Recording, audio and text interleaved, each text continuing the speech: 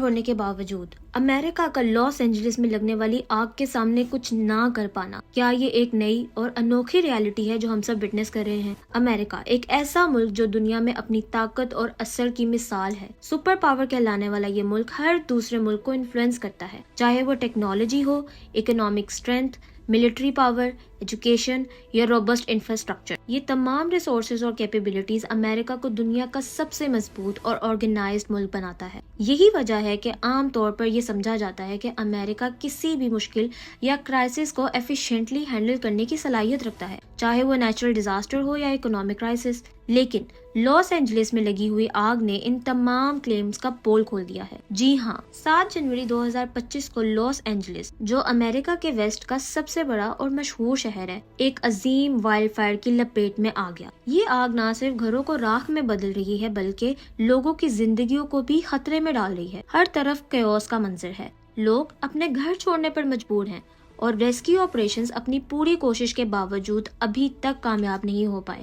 یہاں یہ بات بھی سمجھنا ضروری ہے کہ کیلیفورنیا کے یہ علاقے ہر سال وائلڈ فائرز کا سامنا کرتے ہیں، لیکن زیادہ تر موقعوں پر یہ آگ ایفیشینٹ ڈیزاسٹر مینجمنٹ کے ذریعے کنٹرول کر لی جاتی ہے۔ لیکن اس دفعہ امریکہ کے تیز اور آرگنائزڈ سسٹمز بھی آگ کو روکنے میں ناکام نظر آ رہے ہیں۔ یہ آگ تقریباً 10:30 بجے پیسیفک پیلیسیڈز کے قریب بھڑکی۔ آگ لگنے کی کئی ریزنز سامنے آئی ہیں۔ کچھ لوگوں کا کہنا ہے کہ نیو ایئر سیلیبریشنز کے دوران فائر ورکس کا استعمال اس کی وجہ ہو سکتی ہے، جہاں ایک چھوٹی سی چنگاری پورے لاس اینجلس کو تباہ کرنے کی وجہ بنی۔ انویسٹیگیٹرز نے ویسٹرن لاس اینجلس کے ایک رج لائن کو انویسٹیگیٹ کیا جہاں سے ممکنہ طور پر آگ لگنا شروع ہوئی تھی۔ کئی نیوز آؤٹ لیٹس نے یہ رپورٹ کیا کہ نیو ایئرز ڈے پر یہ علاقہ ایک وائلڈ فائر کا شکار بنا تھا جو فائر ورکس کی وجہ سے لگی تھی۔ لاس اینجلس فائر ڈپارٹمنٹ نے اس سین پر پہنچ کر آگ کو کنٹرول کیا، جو کہ 8 ایکڑز تک پھیل گئی تھی۔ کہا جا رہا ہے کہ شاید یہ آگ صحیح سے بجھی ہی نہیں تھی، جو 6 دنوں کے بعد خطرناک صورت اختیار کر گئی۔ کچھ ریسورسز کا یہ کہنا ہے کہ آگ الیکٹرک گرڈز کے میل فنکشن کر جانے کی وجہ سے لگی۔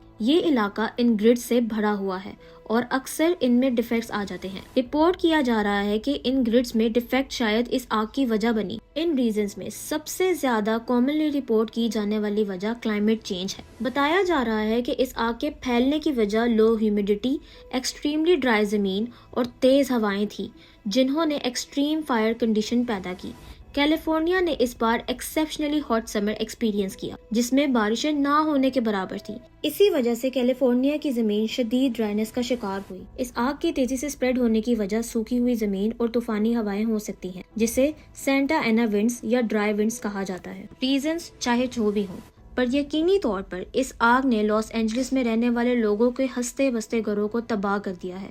سوشل میڈیا پر ایسے بہت سے لوگوں کی ویڈیوز دیکھنے کو مل رہی ہیں جنہوں نے اپنی آنکھوں سے اپنے گھروں کو راکھ کا ڈھیر بنتے ہوئے دیکھا ہے، اور وہ اپنے اس دکھ کا اظہار کر رہے ہیں۔ اس فائر کنڈیشن نے اب تک 17,000 ایکڑ زمین کو اپنی لپیٹ میں لیا۔ منگل کو لگنے والی آگ 20 منٹ کے اندر اندر 200 ایکڑ تک پہنچی اور بدھ کی رات تک یہ آگ 16,000 ایکڑ تک پھیل گئی۔ ان فگر سے اس بات کا اچھی طرح اندازہ لگایا جا سکتا ہے کہ آگ کس تیز رفتاری سے پھیلی، اور تو اور اب تک 12,000 سے بھی زیادہ گھر اس آگ میں جل کر راکھ ہو چکے ہیں۔ کم از کم 30,000 سے زیادہ لوگوں کو اپنے گھروں سے ایویکویٹ کیا گیا، جہاں لوگوں کو اپنی جان بچانے کے لیے اپنے گھروں اور قیمتی سامان کو آگ کے حوالے کرنا پڑا۔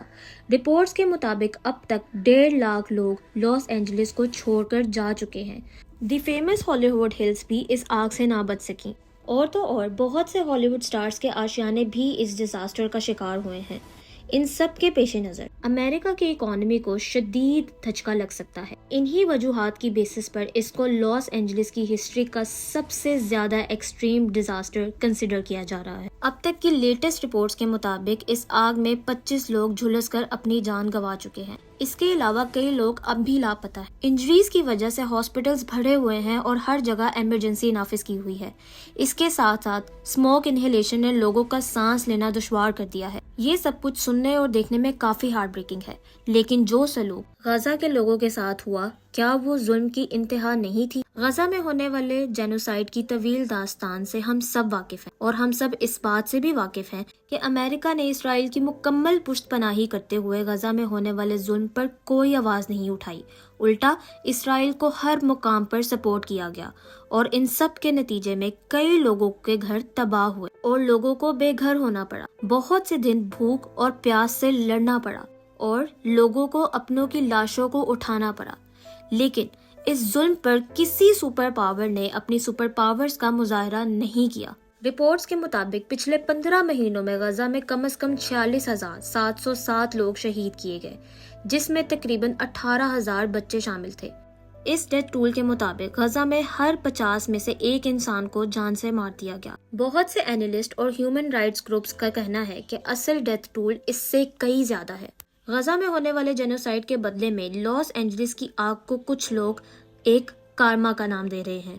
ان کا کہنا ہے کہ امریکہ کو اپنے ایکشنز کا انجام مل رہا ہے کیونکہ انہوں نے ایک ظالم ملک اسرائیل کے ساتھ مل کر انسانیت پر بہت ظلم کیا، اور اب ان کو بھی اپنے ملک میں اسی طرح کی تباہی کا سامنا کرنا پڑ رہا ہے۔ امریکہ کا اسرائیل کے ساتھ رشتہ اتنا گہرا ہے کہ ان کی ملٹری اور ڈپلومیٹک سپورٹ نے فلسطین پر ڈائریکٹ اور انڈائریکٹ طور پر ظلم کا راستہ بنایا۔ جب ایک سپر پاور کنٹری اپنی فارن پالیسی میں انسانی حقوق اور جسٹس کو نظر انداز کرتی ہے تو اس کے اپنے ملک میں بھی ایسے نیچرل ڈیزاسٹرز جیسے وائلڈ فائرز اس کے ایکشنز کا ایک ریفلیکشن بن سکتے ہیں۔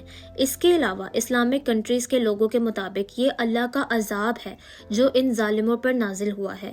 آج سے 1400 سال پہلے بھی جب قومیں گناہوں میں مبتلا ہوتی تھی اور اللہ کے پیغام کے باوجود ان گناہوں پر قائم رہتے تھے تو اللہ نے ایسی قوموں پر عذاب نازل کیا۔